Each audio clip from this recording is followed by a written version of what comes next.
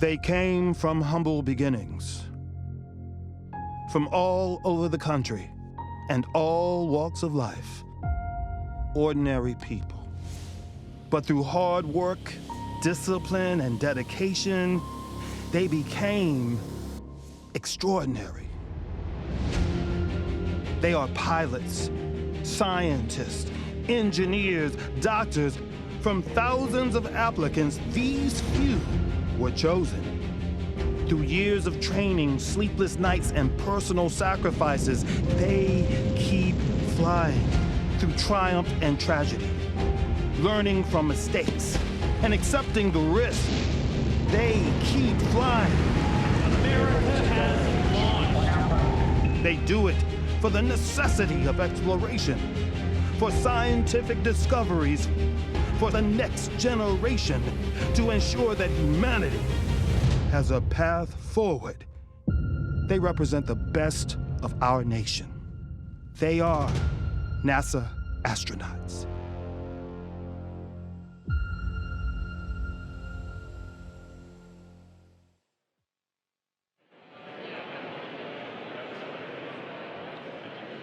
Good morning. Good morning, everyone.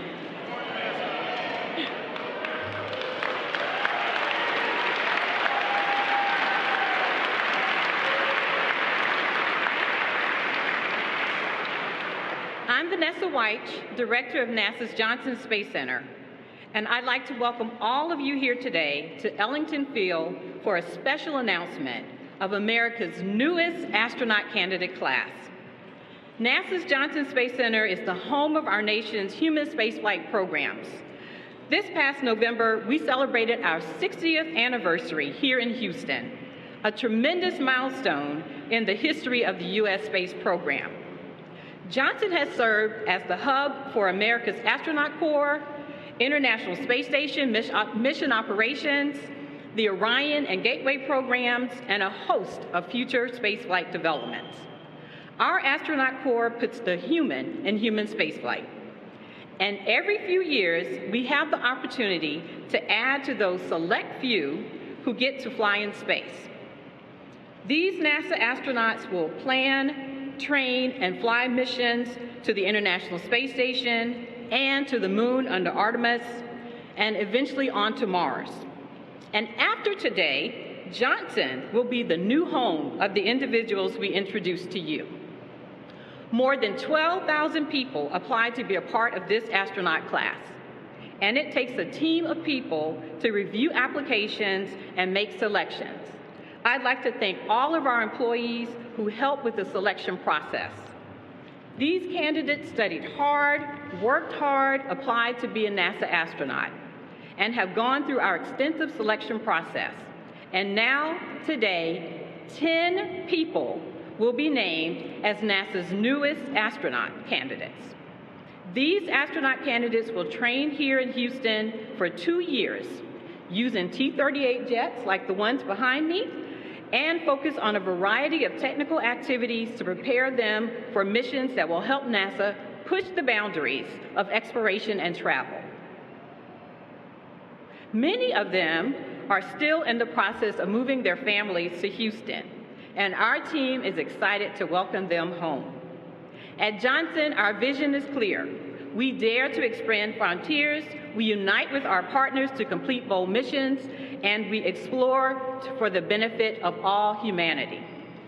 Our team plays a pivotal role in enhancing scientific and technological knowledge to benefit all of humankind. We've made many giant leaps throughout the past 60 years, fulfilling President Kennedy's goals of landing a man on the moon. And today, we reach further into the stars as we push forward to the moon and once again and on to Mars with NASA's newest astronaut candidate class. At this time, I'd like to introduce you to Norm Knight, Director of our Flight Operations Directorate. Norm leads a team of employees to facilitate the planning, training, and mission execution for NASA's human spaceflight missions.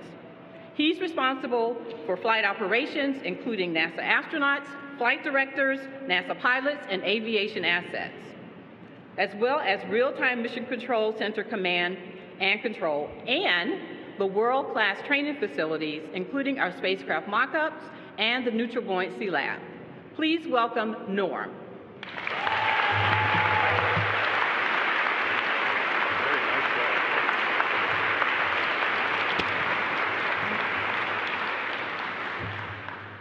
Thank you, Vanessa, for the kind introduction, and good morning, everyone.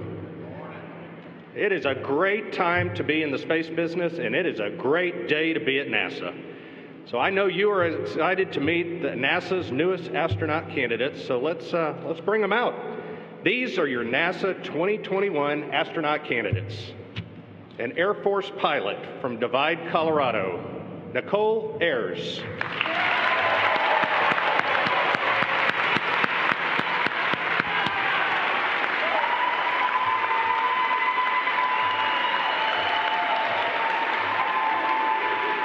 Air Force helicopter test pilot from Guaynabo, Puerto Rico, Marcos Barrios.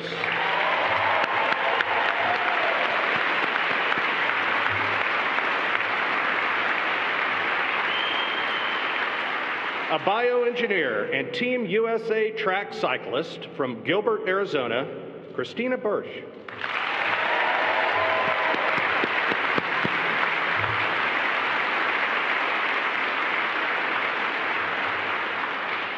A drilling engineer from Wasilla, Alaska, Denise Burnham.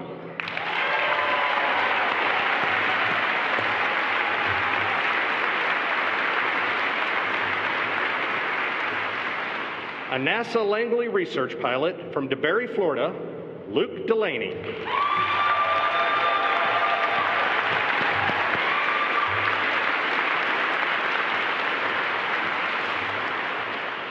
A space systems engineer from Chesapeake, Virginia, Andre Douglas.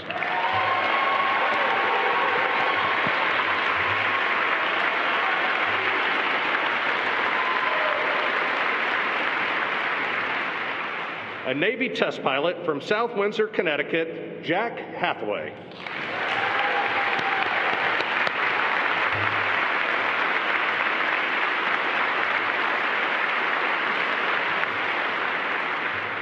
Medical Director at SpaceX from Minneapolis, Minnesota, Anil Menon.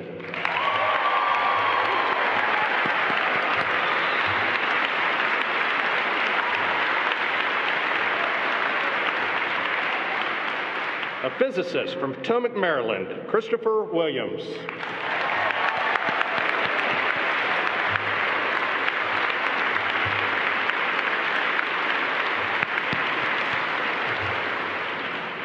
And a Navy test pilot from Clovis, California, Jessica Whitner.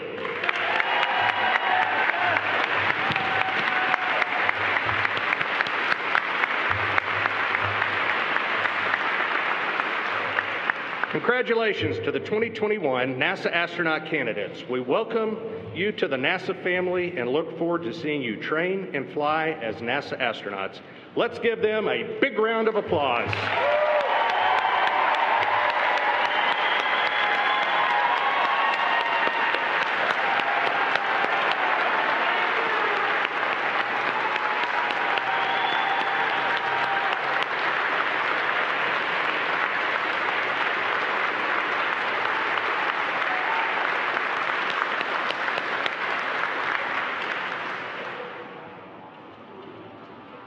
See, Vanessa, I'll turn it back to you.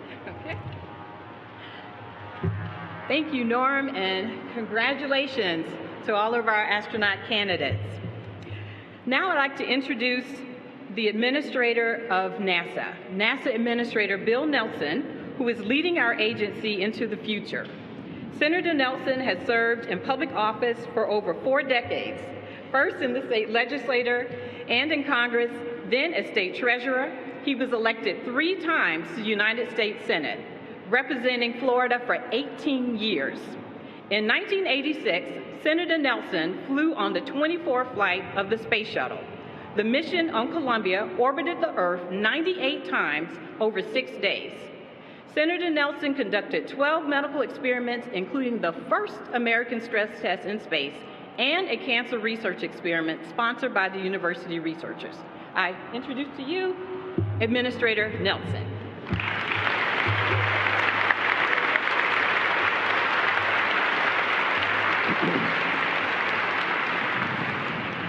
Good morning. They're not enthusiastic at all, are they? Well, this is the NASA family. So I address you, members of the national family, and those of you out there watching this on NASA TV, and our distinguished guest here. For 60 years, the Johnson Space Center has captured the American story. It's a story about discovery, about exploration, about people who forge ahead. We are a nation that is restless unless pressing out into the unknown. We've always had a frontier to expand. The frontier now is upwards, and it's out into the cosmos. We're going back to the moon, and we're continuing on to Mars.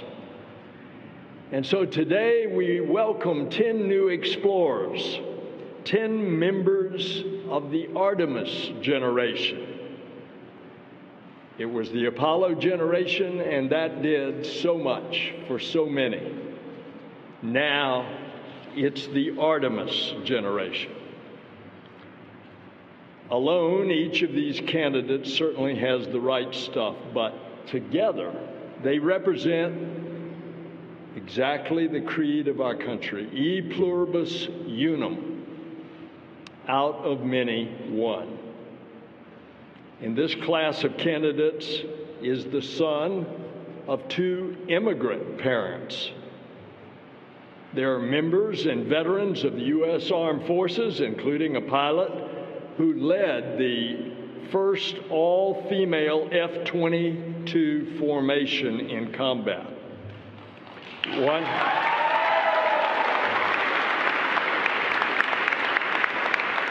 One candidate led on-site operations on drilling rigs in Canada and Ohio and Texas, and another is a former emergency medical technician and firefighter who became an assistant professor of medicine at Harvard. The class even includes a U.S. track cycling team member. NASA astronauts embody the spirit of the American character, but each astronaut's candidate's journey is different. And that's the power of NASA. We unite people to explore, to discover, to dream. To the candidates, you've been selected not only to push the envelope of humanity's potential, you've been tasked to carry out the hopes of a nation. And that hope is found in the twinkling eyes of a child when they dream of soaring upwards. It's felt whenever the Lord is speaking.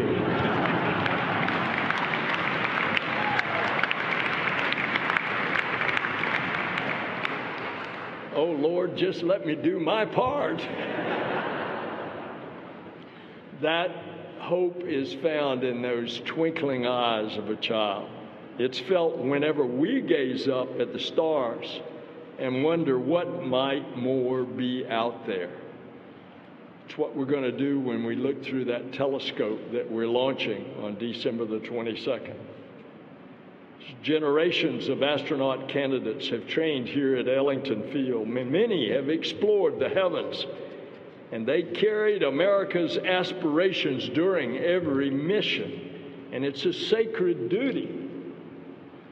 It now belongs to you. So good luck in your training, and may God bless you. Now, it's my honor to introduce a couple of more explorers. And is that the siren going off from lightning? Probably. NASA is venturing farther out into the solar system, but America is not going alone. we are partnering with space agencies from around the world. Today, we are joined by 2 United Arab Emirates crew members, Nora Al-Matrushi and Mohammed Al-Mula. Over the next 2 years, they will train with this class of candidates, and they will strengthen the bond between our 2 nations. Thank you, Nora and Mohammed. Where are they?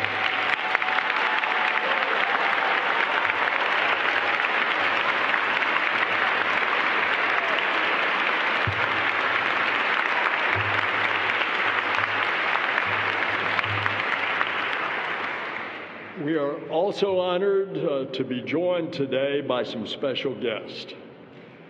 Please help me welcome the following elected individuals. Congressman Brian Babin.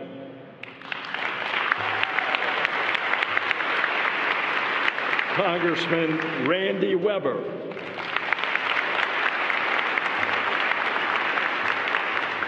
That introduction just cost you $5 billion more for the NASA budget.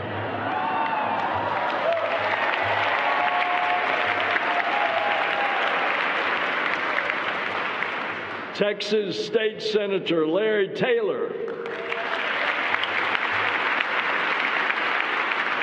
And Texas State Representative Dennis Paul.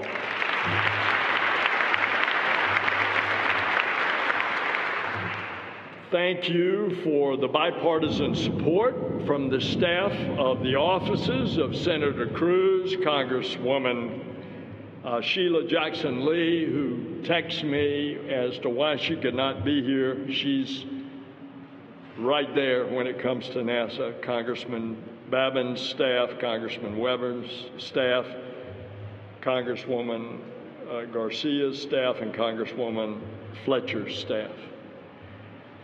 Next, Congressman Babin of Texas.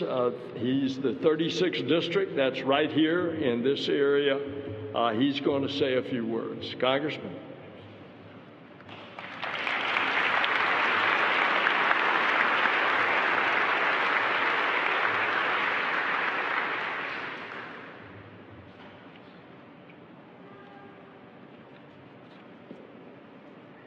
Thank you, Administrator. Repeat after me. I do solemnly swear. We're going to get you plenty of money.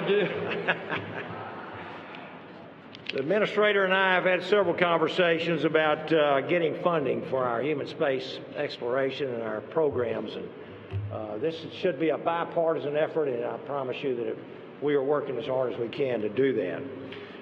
It's my pleasure and my privilege to be here this morning, and so incredibly proud to be standing here with you wonderful folks and celebrate our newest class of NASA astronauts.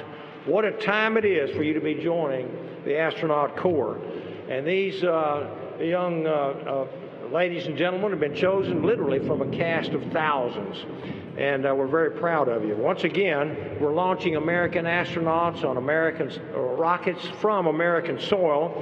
And before long, we will be watching the most powerful launch vehicle ever known, the Space Launch System, and the Orion, the only spacecraft in the world capable of exploring deep space, clear the tower. And hopefully you will be along for the ride.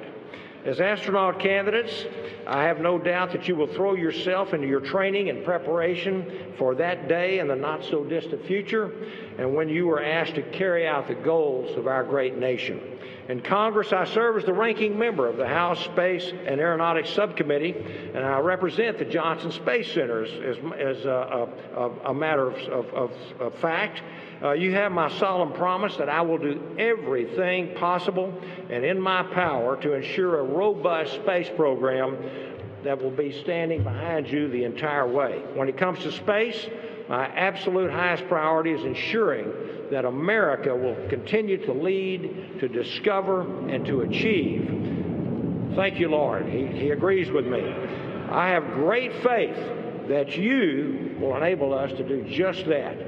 Famed Antarctic explorer Ernest Shackleton once said, "It is in our nature to explore, to reach out into the unknown. The only true failure would be to not explore at all.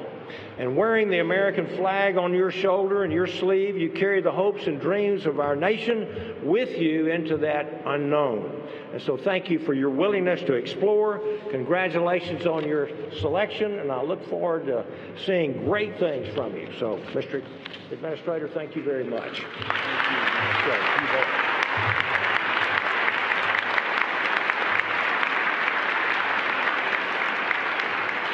So I want to introduce Congressman Weber of Texas' 14th Congressional District. Congressman. Thank you, Mr. Administrator. It is indeed a pleasure to be here. Thank you for those introductions. As regarding the $5 billion, you have my commitment. Brian can handle most of that. I'll kick in a little money myself from time to time. Listen, it's a great pleasure to be here. We live in the greatest country in the world, Texas. Come on, y'all. Seriously, we do. We live in the greatest country in the world, the United States of America, and I know y'all know that because you're here and you're part of it. NASA is the epitome, in my opinion, and Johnson Space Center too, of what the finest we have to offer is. Can I get a witness? Come on, y'all. I'm going to pass a hat a little later on, so I got to get y'all geared up. So. JSC is helping lead that way. Director Vanessa Wyche reminded us, by the way, of JFK's focus. Remember in '62 when he said we're going to put a man on the moon? Y'all, how many of y'all remember that? Some of y'all are old like I am. You remember that? Well, what if he said we choose to put a woman on the moon? We'd have been a lot farther ahead at this point, right? We'd probably be at Mars already, right, Director? Administrator? Well, NASA and JSC's record speaks for itself. I don't have to tell y'all. Y'all absolutely know that. That's why you're hearing such a great show of support. Their ability to focus and make goals, if you can make their goals, if you can pardon the pun, is out of this world. They're good at it, aren't they? Come on, y'all.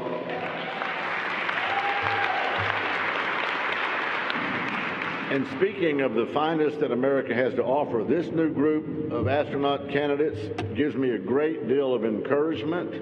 You know, I remember, Reid, we were talking in the back, and he said that he has never seen so much excitement in the country as there is right now. And I say amen. I coined a phrase that's called togetherism, NASA's togetherism. We're bringing people, groups, countries, we're bringing goals together, we're helping STEM, we're helping young people to get excited.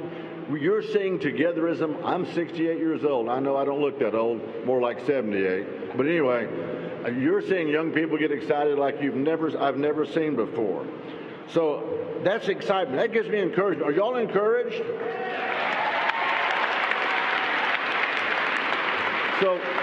So why is that important? I will tell you, ladies and gentlemen, that as America goes, the world goes. And I don't say that lightly. For us to lead in space is absolutely paramount. And what we do, where we're headed, is going to be how the world perceives us. How the world perceives us. NASA actually helps bring us together, not just that togetherism here, but around the world. And we see it. We've got a couple of astronauts from across the big pond right there. We see that. Our space goals helps. Y'all hear the rain? Notice that I didn't get no lightning. God wanted y'all to hear what I have to say. I'm just saying that for my friends. So it helps us with national defense. It helps us with our economy. It helps us with STEM. It helps in so many ways. So hats off to NASA. Hats off to Administrator Nelson, Director Wyche, and the whole NASA team. And give them a hand.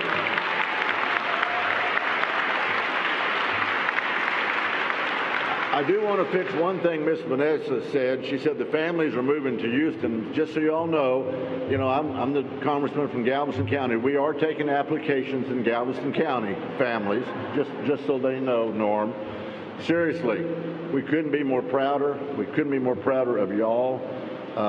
And just an unbelievable day. Congratulations. Hats off. Good job. Well done. We're looking for the best to come. Thank you, Mr. Administrator.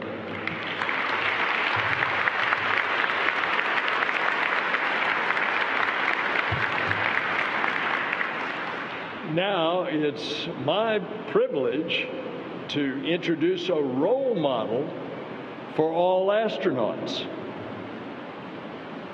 In fact, she was just inducted into the Astronaut Hall of Fame.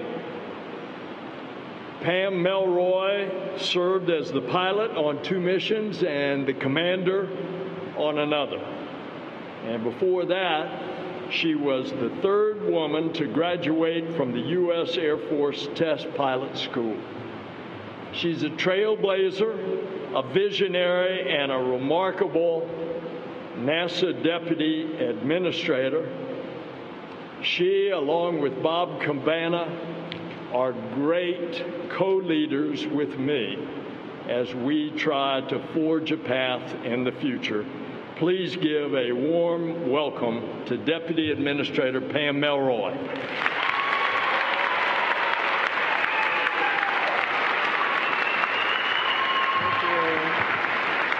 Oh my gosh, this is so awesome. Congratulations. I'll tell you what's overwhelming is just how many memories it brings back. So I'll tell you a story. 27 years ago tomorrow, I got the phone call. And I was a test pilot at Edwards Air Force Base. I was finishing up my breakfast in the kitchen, and I got a phone call from astronaut Dave Leestma, who was then the head of FCOD. And I couldn't believe it. My heart was pounding. I was really excited, and then I had to go to work. But the last thing Dave said to me is, and you can't tell anyone until we do the big thing. So I went, okay, can't tell anybody. I walked into my squadron, and all of my test pilot colleagues took one look at me and said, you got the phone call. I'm like thinking to myself, I'm fired already. I said, no. And they said, no, you can't hide it. Your face is lit up like a candle. And I know that you will all remember that phone call. And here's how I know. My ASCAN class, 1995, when we were trying to master the intricacies of the space shuttle, particularly the propulsion system, and we started to get maybe a little discouraged, what we would do is we would all go together over to Space Center Houston. And there was a movie called To Be an Astronaut. And it basically was the whole journey. It was from the phone call all the way through training to flying in space. And it just lifted our spirits and always made us remember that phone call was the beginning of the journey. So I know you're going to remember that moment too. It was an extraordinary experience to be a part of that generation of astronauts. My generation built the International Space Station. And that was a remarkable achievement and an amazing set of challenges. But I also want to point out that at that time there were 2 human spacecraft in the world, the Space Shuttle and the Soyuz, and that was it. In the last decade, thanks to NASA's previous investments, but also nurturing and sponsoring of American industry, now the envy of the world, we have multiple human spacecraft. So it's never been a more exciting time to embark on your career. And Artemis, that is so exciting. We cannot wait to see that first human-capable deep space craft since Apollo go on its maiden test voyage next year. But I just want to tell you that we're not going to rest on the laurels of the last decade. The administrator, the associate administrator, myself, all the senior leadership of the agency is very focused on building a blueprint for how we will explore with humans, not just to the moon, not just onto Mars, but figuring out the blueprint for how we're going to go into the solar system. That is what we are focused on right now. We're going to practice on the moon, we're going to learn, and we're going to push out. And that will be your generation. And I am so excited. Congratulations. I can't wait to support you and cheer you on in your journey. And now I'd like to introduce our Associate Administrator. My former boss is the Chief of the Astronaut Office, former Kennedy Space Director, Bob Caban.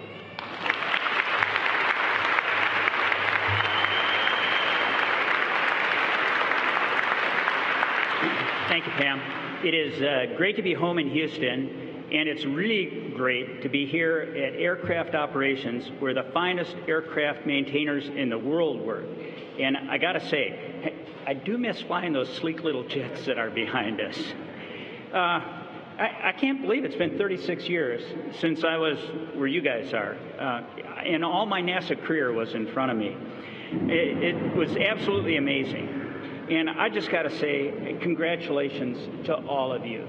You know, when I think of what I went through and where you guys are now, it's just the world is in front of you. I am so glad I got selected when I did, because I'm not sure I'd have been competitive competing against all of you. You guys are absolutely amazing. And I'm really envious of what lies in front of you. You know, as we return to the moon in a sustainable way, paving the way towards Mars. We're going to establish a presence in our solar system beyond our home planet, and you guys are the ones who are going to get to do that. I think it's absolutely awesome. When I think back to my astronaut candidate year, one of the things that impressed me the most about it, that I enjoyed the most, it was the camaraderie of my class and the teamwork. And it was the people that we got to work with. I mean, when I had a question, I mean, my background was engineering and flying and being a test pilot, but I was working with PhDs in physics and astrophysics and oceanography, and that intermingling of thought and diversity was just absolutely outstanding. I was trained in geology by Dr. Bill Maltberger, who trained the Apollo astronauts in geology, and I really enjoyed that. You are just going to have a great time, and the only thing that's going to top it is when you get that first space flight, and that is going to be absolutely amazing.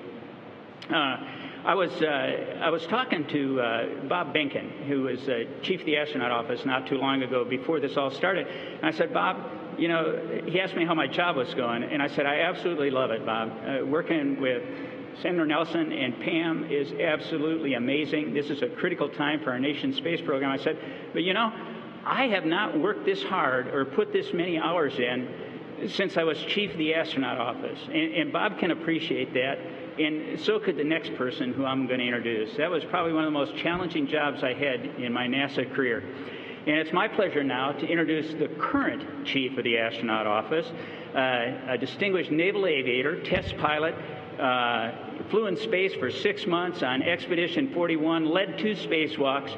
He's an outstanding leader, a really nice guy, and my friend, Reid Wiseman.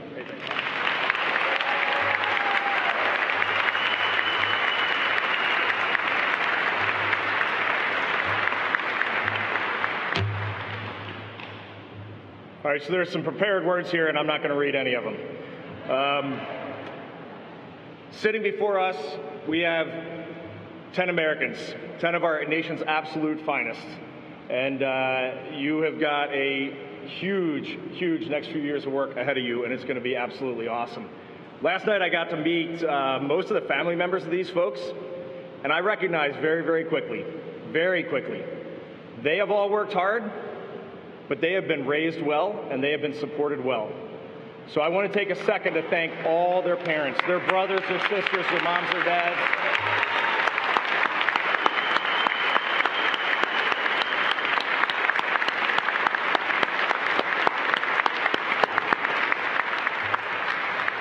I want to thank their spouses, their children. I want to thank the uncle who stepped in and took over when he knew it was necessary. Like these people, these families, getting to meet and interact with them, it warms your heart. You know why our nation is good, and you know why they were selected. So I think we're just going to take a few quick minutes, because I want to hear from them. So we're going to start with Jessica, and you know, before I let you go, I do want to echo one thing that pretty much everyone has said. We are in the golden age right now of human spaceflight. We have private missions going out into low Earth orbit. We have the International Space Station conducting research, trying to better life here on Earth. We have the Artemis program going to the moon and then on to Mars. This right now, just take a step back with these explorers up here and recognize this right now is the golden age of human spaceflight. And with that, Jessica, when did you first become interested in being an astronaut?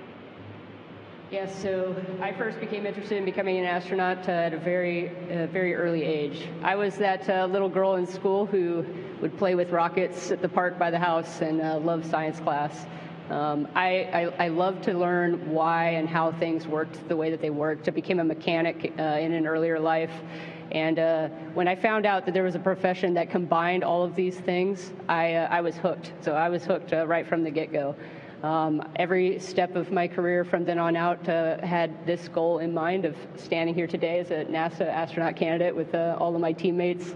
I'm extremely excited to be part of this team, very honored to be standing up here today, and I'm really excited for all the things that NASA has planned for us in the future. All right, thank you.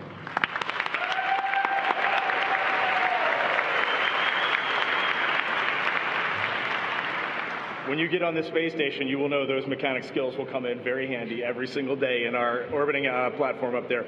Denise, who inspires you? All right, y'all. My mom is in the audience, so I'm going to put her on the spot. Yes.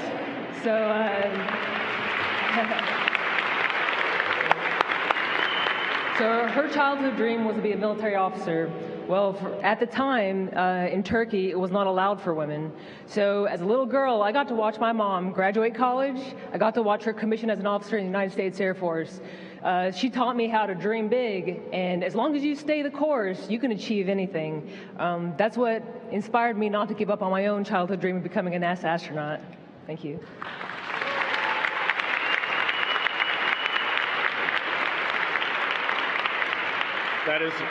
That's awesome, Denise. Thank you. Chris, what were you doing before you got selected as an astronaut? Yeah, so before I got selected as a NASA astronaut, I was working as a medical physicist at the Brigham and Women's Hospital and Dana-Farber Cancer Institute in Boston. And what that means is I was sort of splitting my time between helping to research better ways we can target radiation therapy for cancer, and then actually working as part of a team, a multidisciplinary team, to treat patients. And so while it's a little bit bittersweet to leave the incredible team that I worked with at the hospital, I'm just honored and incredibly excited to join the NASA team and these wonderful people to push human spaceflight forward.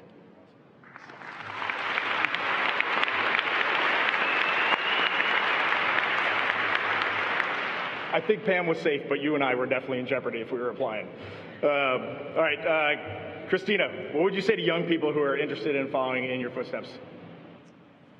Well, as you can see from my incredible classmates seated here beside me, there's really no one path to becoming a NASA astronaut candidate.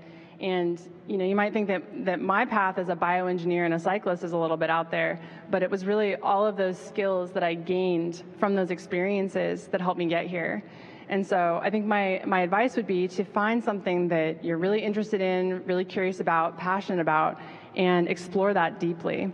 And I think if you approach every day trying to do the little things well, they will add up to something really big. And that might be sitting here someday as a NASA astronaut candidate.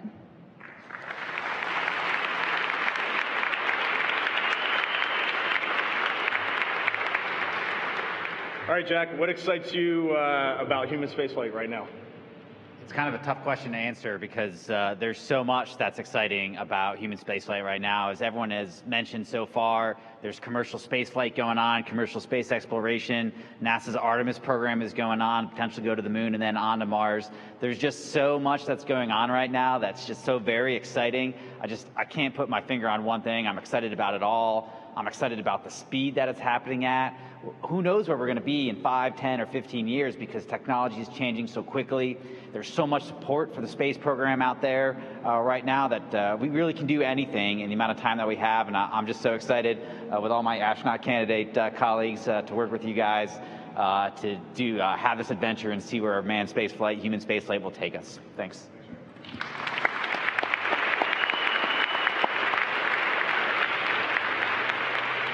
All right, before I ask Andre his question, I got to meet his dad last night. If anybody needs a new best friend, please find Andre's dad. He is just a great man. I could talk to him forever.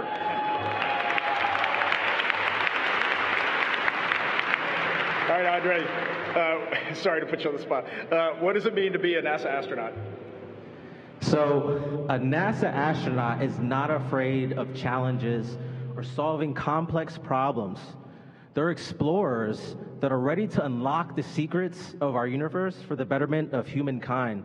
But most importantly, they are team players that collaborate with contractors, people, organizations, and international partners to further the benefit of space exploration.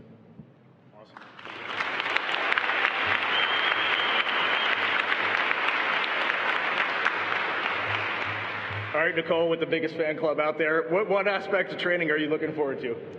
As you can see, the common theme is being part of a team, so I cannot wait to get to know my new team members. I wouldn't be up here today and I wouldn't be where I am without the teammates who have stood next to me throughout all of it, to include my college volleyball teammates who are here in the stands.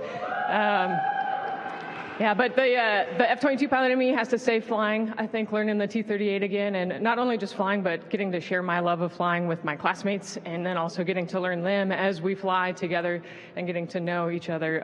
I can't wait to get to know everybody and start to learn all the different aspects of spaceflight and how us as the NASA astronaut candidates are going to further human spaceflight.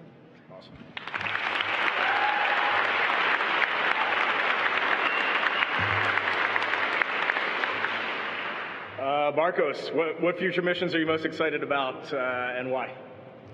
So any mission that I can be assigned to, Perfect answer. Can I hold you to what I'm about to say? Absolutely. All right, so maybe. So I know I have two brothers in the audience who are probably thinking, so you're telling me there's a chance here, so I like it. So I'm going to go big here. I think it would be great if NASA could scale up the Ingenuity helicopter that's currently flying on Mars to maybe, fit 2 people. I know Denise, the other helicopter pilot here, and I would love to take it for a spin for science, Of course.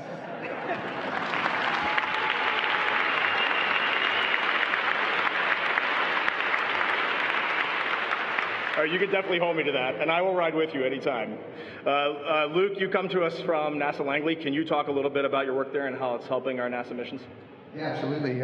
Since checking in over at NASA Langley, they've been doing all kinds of activities. We got advancement for aviation safety, space technology development, and a lot of atmospheric science work, a lot of research going on. Just taking a part in some of those airborne science missions, modifying aircraft with specialized sensors and instruments, going out there collecting atmospheric data at all regions and levels of the atmosphere. Ultimately, that data is being gathered, and it's going to inform decisions on climate change, the environment, and a better understanding of the planet. So going from that Earth science mission, coming over to the space mission with this team, just an incredible experience. Thank you.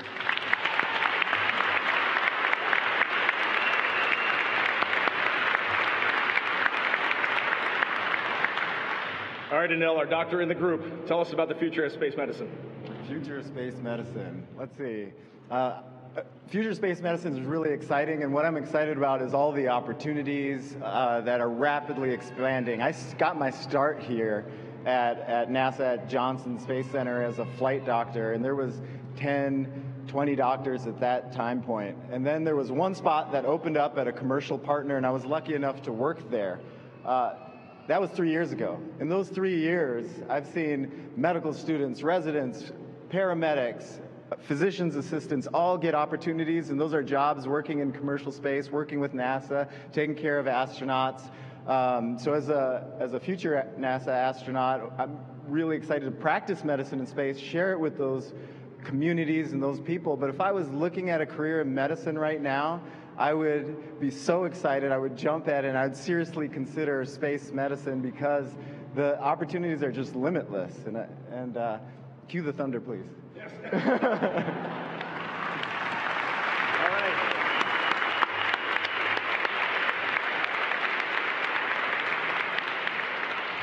So for the kids that are out there watching, you get asked the question all the time, how can I become a NASA astronaut? How can I go do this? How can I explore space? And if you're a kid growing up in America, the decision is easy. Find something that you're passionate about and go do it. It's as simple as that. We have doctors, researchers, engineers, scientists, school teachers, pilots, you name it. That is what a NASA astronaut is, a team player who is dedicated to improving life for every citizen of our nation and our world. With that, I'm going to hand it back over to Vanessa Wyche.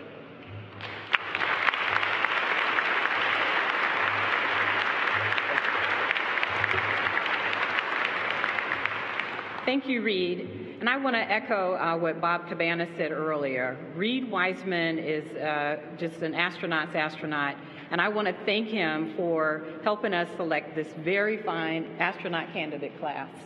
You guys are so very awesome.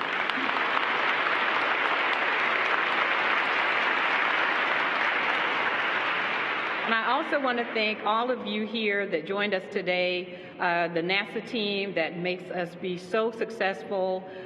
We're just doing such great things, and I want to thank you for that. I want to thank everyone for coming. This is a great and exciting day for our nation, a very exciting day for NASA. And so I would like for our candidates to please stand one more time so they can get a huge round of applause.